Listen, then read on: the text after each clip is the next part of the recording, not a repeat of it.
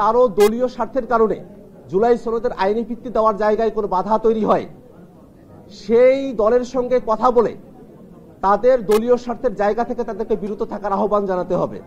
আমরা বাংলাদেশের প্রশ্নে এক হতে চাই এই বাংলাদেশটাকে নতুন করে গড়ার ক্ষেত্রে।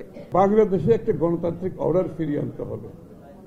এখন রাস্তার আন্দোলন নয়, এখন আন্দোলন হচ্ছে জনগণের কাছে আমাদেরকে যেতে হবে।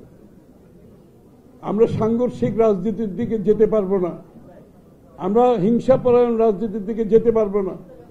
আমরা পরস্পরের সাথে সম্পর্ক নষ্ট করে রাজনীতি করে যদি যাই, আবার সেই পুরনো কালচার আমাকে ফিরে যেতে হবে। ফ্যাসিবাদমুক্ত বাংলাদেশে একটি সুষ্ঠু গণতান্ত্রিক পরিবেশ, একটি নতুন বাংলাদেশ, একটি মানবিক বাংলাদেশ বিনির্মাণের পথে অনেক বাধা আমাদের আসবে।